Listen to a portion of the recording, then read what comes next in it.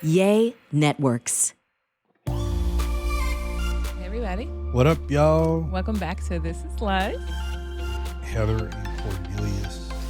Thanks for tuning in. What's up, twin? So last week we had It was intense. a good conversation. That was so good. I about love our marriage being a mirror. And and I think it's important for you to note that, like, while the context of this may be marriage, like when you talk about friendship, when you talk about, whatever kind of, relationship with parents, whatever it may be, relationship with your children, I think that it's just good to be able to hear stuff like this because it can be applicable to any kind of relationship that you may have. But last week we ended talking about, we had an argument and you asked me a question. You remember the question you asked me? I'm like, all right, well, when I'm feeling naggy, should I communicate how I'm feeling naggy to you? Right. Or like if I'm hormonal, because that's real. Yeah. Right? Like that time of the month, ladies, you just be mad and you don't know why you mad. Right? You mad at everybody, the other drivers, your kids, your husband, everybody. Right. You breathing, you mad. You're like, why you breathing? You know what I mean? Why are you alive right now, bro? Right. Why aren't you doing something? So we had a hard conversation, and then I'm like, well, I want to find a solution. So I'm like, should I just be vulnerable and open and be like, hey, I'm feeling naggy? And then you said something I thought was really cool. Yeah, because before you get the answer, like the reason behind it is that's not a solution. Yeah. Because it doesn't resolve anything. Yeah. Because then the next question I would have is, okay, so what do you want me to do? Do you want me to leave you alone? Like, do you want I never me want to? You to leave me alone. It's like, there's just there's so much there. It's like, well, what are you asking? What are you asking for? Yeah. So the response I gave was, no, do not just tell me when you're naggy. Like, instead, I want us to practice gratitude. Yeah. And the reason why that is so important, and why I've like now, just me learning about the practice of gratitude, I'm learning how much it's not natural for the human experience. Mm-hmm. Like our flesh, our humanity doesn't lean towards gratitude. Oh no. It doesn't lean towards it leans towards criticism. It leans towards criticism. Yeah. It leans towards pessimism. Yeah. It leans towards like, okay, this is what I don't have, which then creates this whole thing of jealousy and envy. And I mean, that's just where our humanity leads to. So gratitude has to become a practice. That's why it's like the fruit of the spirit. It's something that has to be grown. Yeah. Thankfulness and gratefulness. Yeah. But practicing gratitude and what that looked like, I was explaining like what that looks like is like there was a night that okay, so the days are long. My days are typically really long because I wake up, it's like I need to take Logan to school. That's, 20 minutes in the opposite direction. Now, after that, I had to go hit the gym, trying to train for this competition. So I'm headed to the gym, trying to finish up at the gym because I had to get home. I got to do whatever kind of work that I have to do, leading the team, insurance, like whatever I got to do for that day. I got to do that with the church starting and stuff. And then I got to go get in line to pick up Logan at 1:30 because that line is like hella long after a certain time. Long for no reason. He doesn't get out of school until 2:45. But I'm in line, so I got my laptop and stuff in the car. And then by the time I get him home, we're only at home for maybe about 45 minutes to an hour, even that long. And we got to get in the car because we got to go 45 minutes the opposite direction for him to go to football practice for 2 hours. Yeah. And so while he's at football practice, it's usually my time to get my second cardio workout in. Then by the time I get home, I'm exhausted. Yeah. So there was one time I was coming home from football practice and Logan and I we were getting home and he had just finished football.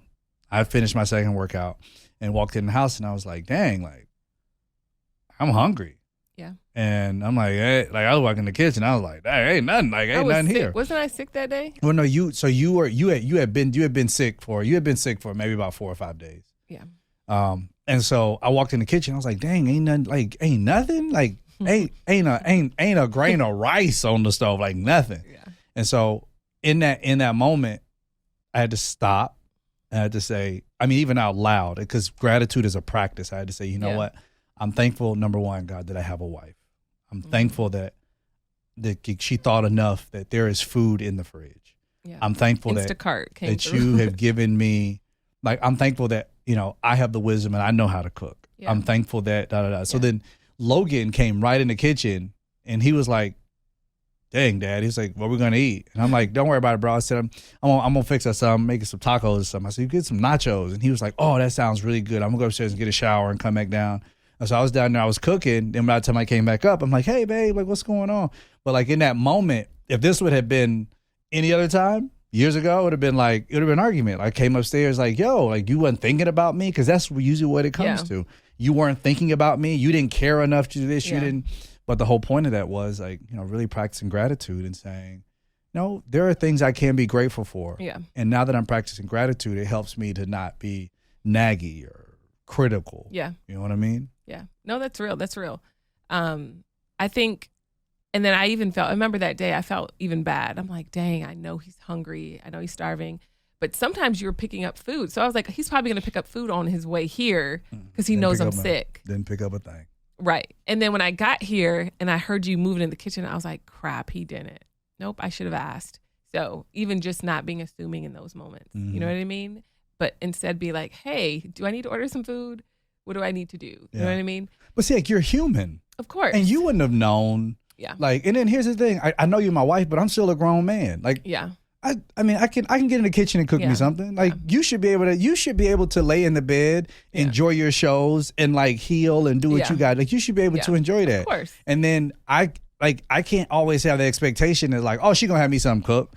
Like, cause in my head, honestly, that's what I thought. I'm like, oh yeah, when I get home, like it's gonna be something. Like I know, like even if it's a little sandwich or something, like I know she got something for me and you, Logan. Like we good. I be trying, babe. So we was rapping Meek Mill all the way to the crib, like just having us a good time. Wait a minute, y'all. I mean, we were having a great time, and then we got home, and it was like. Yeah, but I like that, practicing gratitude. I think in marriage it's so easy to be critical of each other. Yeah, I think when you're married, I mean, I'm so close to you, I see everything. It's that mirror, like I see it all, right, in you, and you see it all in me. And I think when you get super close to a person, there's that opportunity to be super critical because you're next to them all the time. You see everything, every conversation, every little detail of their life. You see it, right? And I think it's natural and easy to complain. It's easier to complain than have the strength to be thankful. Right. It's easier to be like, oh, I wish my husband did. I wish my wife would have got up and cooked. I wish my wife would have did this. You know what I mean? I like what we do in our marriage. And it's like we give ourselves room to be human. Yeah. Like space while we work on ourselves. Yeah. You know what I mean? So instead of you coming up, because if you would have came up fussing at me, I'd been like, yo, like I could have just ordered some food. Like it doesn't even have to be a big deal. Like, it's fine, solution done. And, when I get better, I'll cook you some food. You know what I mean? Yeah. Or I could have came up and not have said anything at all. Yeah. And then was just being like super short. Or passive aggressive, which is like, I hate that. And then I'm like, what's wrong? Yeah. Y'all know. What's going on with you? What's wrong with you? Or you get to the point where you're like, well, I don't even want to ask because I don't even care. You know? And it's like, that's real. No, bro, like, This is real. Like you need to. It's like those are all seeds. Yeah. And like you look up and you're like, you don't look. I don't believe you look up divorce. I think all those seeds, day in, day out, getting planted of resentment, bitterness, frustration, all those different things, like just planted. Yeah. And then it starts to grow a harvest. Yeah. And then you start to hate this person, and you're like, wait, I married this person. Why do I hate them? Like, what is happening? And then you get another thing. Another person's divorcing. And we can see why, because marriage is tough. It can be so hard if you're not willing to face yourself and do the hard work within, right? Something I like to do is remind myself that I'm human and that I love myself and I'm going to be kind to myself. And I'm not perfect, but something I do like a loop where I'm like, I love myself and I love myself and I love myself. So if I love myself, I'm not going to beat myself up and be super hard on myself. And God loves me, so I know that I'm loved. And the other thing I say is my husband loves me, so it helps me with my perspective, right? So if you come in and you're exhausted and you're tired, like, chill. It's funny, the other day, it was 3 days ago, the Lord told me, he said, when Cornelius comes home from football, he's going to be exhausted. So just have dinner. And I made the burger and fries. I remember that. He's like, just have dinner and give him space. He just really needs space. So I was like, okay, I gave him that. So I cooked, your food was there. You're like, thanks. But the old me would have been offended. I would have been like, he did not tell me how good this burger was, but Logan did, but he didn't, right? Like, it's like the Lord prepared me. I think I ate 2 of them. You did. I did. Yeah, you did. I was so hungry. I ate it. I ate 2 burgers and fries in legit maybe, I don't even know if I even crossed 10 minutes. You smashed them. And so Logan was like blown away, like, Mom, how'd you make this? Like, and you're didn't even finish his. Remember, I ate the rest of it. You did. You ate the rest of his too. So I ate and 2 then and a half you burgers. went upstairs, and the old me would have been like, he doesn't want to connect. You know what I mean? Like, let's talk. You know what I mean? It's bedtime, like no phones, like let's just connect. But I was like, no, I'm so glad God like prepped me for that. But I think what's helping me is also just walking in your shoes. Like, you were gone for a few days on a trip, and I had to walk in your shoes. And I crawled. Oh, I would love to. You know what? Let's talk about that. Let's talk about that right after this break. This show is sponsored by BetterHelp. Y'all, I love therapy. Yeah. I'm going to go to my therapist. It's a facial for my soul so I can get my life together, because I just feel like my brain, especially now that school started. Oh, my God. It's like there's school, there's emails, there's teachers.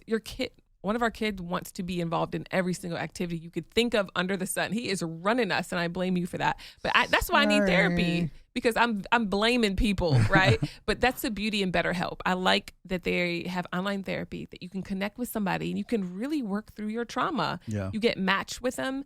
You don't have to go to an office anywhere. You can sit down and really work through your childhood stuff. And even if, say, you don't connect with that person right away, it took me a couple therapists to find my unicorn. Yeah. Right? So don't give up if it's that first or second one doesn't work out. Yeah. So, I mean, you're going to just fill out a brief questionnaire. They're going to match you up with somebody. I know for me, therapy has always been great, because a therapist, somebody else, they're able to add verbiage to your pain. They're really able to be able to help describe those things and give language to it so you can know.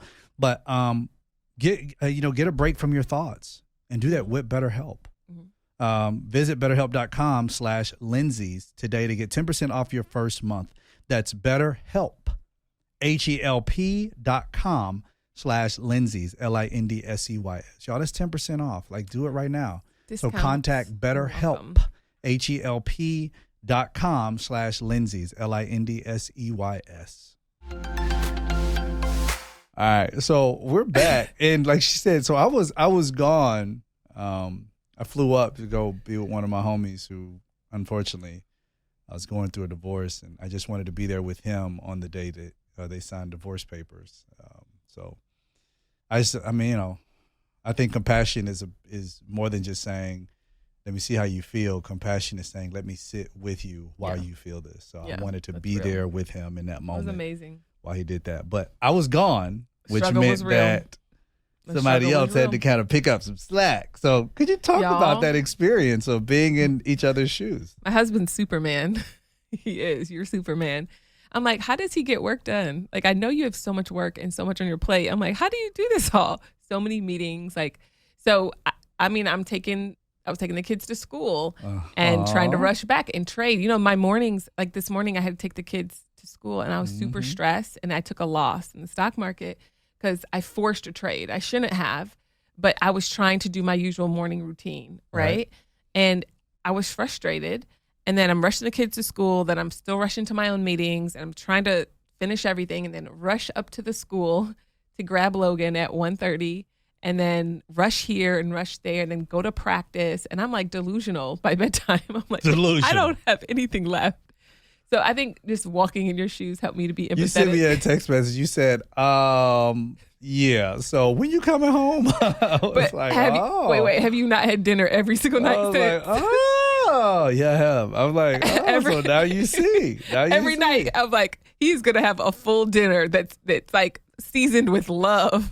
Yeah. Because I'm so thankful, right? And I think that's where the practice of gratitude comes in. Like, the practice of gratitude comes in so that you don't have to walk in somebody else's shoes to be able to know, to be able to be thankful. Yeah. The practice of gratitude is, thank God I have somebody who can do this. Like, thank God. Like, even if your child rides the bus, it's like, thank God for the bus driver being alert and, being safe with my child, that my child can have another form of transportation to come, to go to and from school. Like, thank God there is a teacher that's there. It may not be the best teacher, but thank God that they're Thank God that they're in school. It may not be the best school, but thank God there is school, that they're in school. And I think that God really does something with when you're thankful. Gratitude. He loves, I mean, in fact, he actually said, enter into his courts with thanksgiving and praise. He's like, enter into my court with thanksgiving. And we don't even do that. It's like, most of the time when people go to church, it's like they enter in with criticism. Like, why the music so loud? Why it's so cold in here? Where my seat? Why did the usher sit? Why did the usher do this? Like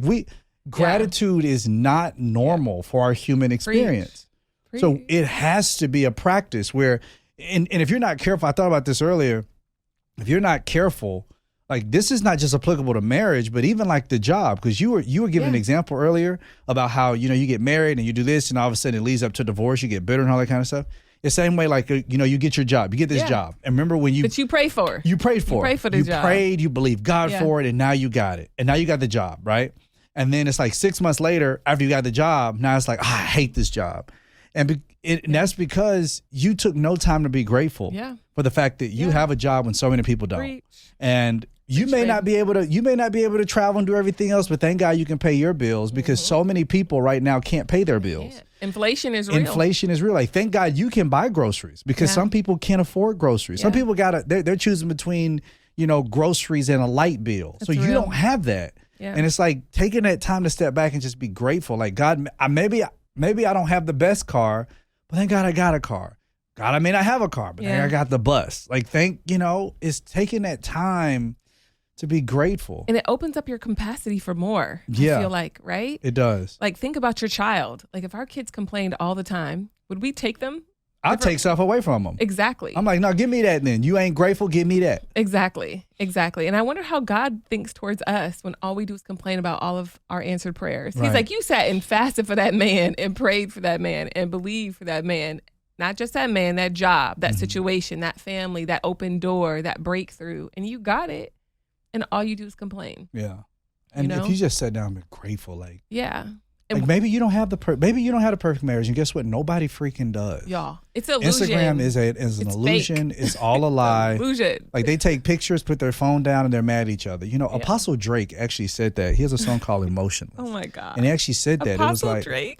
I'm sorry, is he not in the Bible. Not Apostle Drake, Psalmist Drake. I apologize. I wish I would have went to his concert in LA too, but nevertheless, he talks about how he I don't get the words exactly right, but it's like he said he knows a woman who opens up she's only happy when she's taking pictures, and then she's sad when she closes, when she puts her phone down. Sad. But that's real. There's so many different women and men who are, they're like, come on, let's take a picture. And they take a picture because they want to appear happy to everybody else. Yeah. But then it's like, and then you look out and then somebody else looking at their picture, like, look at them, they're so happy. And you don't think, well, we're not. Yeah. Because, oh my God, and look at them, they're on vacation right now, but you don't know they're on vacation, but they struggling. They're struggling. They're not doing good. And like, look at them. They're on vacation. I wish we could afford to go on vacation. And why don't you work more? You need to be able to make more money. And why can't you do this? And why can't you take me to church? Because you don't ever take me to church. He like, chick, I'm tired. I'm working 3 jobs. Yeah. I don't feel like going to sit down and hear that man on the stage. Like, no, I don't want to listen to him online. Like, I don't want to listen. It's like, well, why don't we do more family activities? You know what's interesting? Color. You know what's interesting? What? The Bible says for wives to win their husbands over with their quiet and gentle spirit. Is that something? Is that part of the human feminine experience? Quiet and gentle? No, it's not. Not at all. I'm just gonna throw it out there. Riley knows it doesn't come natural for us, does it? It's not natural. It's literally not natural for a woman to be quiet. Look at Eve. She started all this. Trust me. Listen. I was asking a real question for all the fellas out there who are wondering. It takes great strength to be quiet. Mm-hmm. But there's a different type of quiet. Because I can be quiet. I'm good at that and not talk. Oh, yeah. I don't like that, though. Exactly. You don't like it. But I'm not talking about a suppressed quiet, but a quiet where you're really like a surrendered quiet. Where you're like, God, I just give this over to you. Like, it's fine. Everything's going to work out. I love that. I've never heard that explained like that. Oh, really? That is amazing. Really good. A surrendered quiet. A surrendered quiet. Like, God is going to work out the situation. I have a voice. Yep, I have a voice. But this is a surrendered quiet. I surrender it to God because I'm not inferior. I'm not less than. No. I love that. That's because really good. I'm surrendering not only like my feelings, my emotions, everything. I'm surrendering my spouse, and I'm saying, God, like, I trust you. So I'm going to win him over with my quiet and gentle spirit, because I'm showing that I'm a reflection of Christ to my spouse, right? And so that scripture is very difficult, but I think it's interesting that Eve led the charge in control and led the charge in blaming and led the charge, right? Oh, Adam did too. You don't get me wrong, because he had a part to play in it. But it's ironic to me that the Bible says that we can win our spouses over in that way, but we don't believe it, because it goes back to that struggle with Eve, our desires to rule over our husband. Yeah. And you can't rule over somebody if you are quiet, because we look at quiet like I'm suppression. I'm going to be quiet, but you got an attitude. You know what I'm saying? But you mad. Yeah. Friend, you mad, right? Yeah. And you were like, well, I don't know how to be quiet. It's, God, I trust you. Yeah. But I really, really trust you. And my spouse is pushing all these million buttons, but I really trust you, and I surrender. Yeah. I'm surrender everything to you, Jesus. So I think it's a journey of what being quiet looks like. And the very fact that you mentioned that that's not part of the human experience is so good. I think for the other side of men, the Bible says to wash her with the water of the word. Yeah. And it's like, that in itself is not part of the human experience either for men, because it's very difficult for you to lead someone who doesn't want to be led. Yeah. And most men just kind of give up completely, where they're like, you want to do, you do it. And then unfortunately, because, our boys don't grow up with a proverb example. Yeah. So we don't have proverbs for us to be able to go back to. We don't have wise examples. So our boys are growing up not even understanding what it means to lead or what it means to communicate. That's real. They just don't know. Or he's washing. What about the man that's using a fire hose? That's the thing. He doesn't know. He doesn't know the difference. Yeah. And so, because now we live in a society that we read much less. Mm-hmm. We have, if you just think about it today, we have a lot of female older voices. Yeah. They're everywhere. Mm-hmm. The matriarchs are everywhere. Yeah. Big Mama is that's a central theme of most Southern Black families, even Southern white families. But when you think about Big Papa, when you think about the elders, like, who is that? Who are they? Like, even like, who? You got a daddy? It's a question. Yeah. It's never, do you have a mommy? You always have a mom. But it's like, is your dad around? Do you ever see him? Do you ever talk to him? So you have to understand, like, even the system, how this is systematic in the form that men are growing up without a proverbial example. Yeah. So men have no idea what to do. Yeah. And then when you put rebellion on the inside of a man, then he's going to rebel against anything that tries to tell him that he's the opposite of what he's doing is right. And then that goes into, when a man doesn't feel like he has purpose, then he has no reason to live. Yeah. And so that brings the whole thing. But nevertheless, gratitude is what you want to practice. And that's what we're going to push for y'all. You know what's crazy? When you said, in Ephesians, it says that we should wash our wives with the water of the word. I had a vision. I remember when we were doing a facial on you, and I was like, okay, babe, you got to steam your face, and then you got to use this and that, and you got to wash it off. This man got the soap, and he beat his face. I was like, babe, you're so hard on your face. Like, that's how I wash it off. You guys, he washes his face so hard. And I'm like, babe, be gentle. Be gentle. Be kind with your face. Yeah, you were like trying to go in a circular motion. And I was like, I got time for that. Like, throw that water up on there. Let's go. He was like beating himself. I was like, are you okay? Right? But I feel like even when I was pregnant with Roman, I had testosterone. I was like, That's a lot. So it's a lot for a male to wash. Yeah. And be, you know what I mean? Because I feel like men are aggressive, can be aggressive and strong. And then you're like, hey, they're the weaker vessel. Wash them with the water of the word. Yeah. You're like, and sometimes it's like you don't get that. It's like, no, I ain't gonna wash that with nothing. She can wash this. That's just a part of it. Unless you had this little boy who was raised by a bunch of women and all he knows how to do is to wash and be soft. But then the woman that he's getting with wants him to toughen up. Yeah. That's why the good girls typically want to go for the bad boys, because they look like men, act like men, and like, you know, they're rough. Like, be rough with her. Yeah. And then she don't want the little choir boy, because she like, what you gonna do with me? Yeah, Like, I don't. I'm bored. We both don't. We both can't be soft. Ain't no toxicity. I need toxicity. No, we need to heal and be thankful. Toxic. Let's be toxic, baby. We need to heal and be thankful. Okay, y'all. Well, we love y'all so much, man. Tell your mom. Hey, could y'all do me a favor? Tell your mom and them I said, hey. Just text your mom and them and be like, yo, this dude Cornelius just said, hey. You're Legit. so random. No, for real. Like, I feel like y'all been rocking with us. Like for some days, weeks, months. Some of y'all been rocking with us for years. This podcast and you probably been telling like your mom and like, yeah, I listen to this podcast. Like, just text your mama and be like, yo, this dude Cornelius said, hey. He said, what up? And that's it. And we cousins. That's it. We can be cousins. We can be cousins. We can be cousins. We can be cousins. Hey, yo, y'all. Right. We love y'all though. Introduce Bye, us. y'all. We out.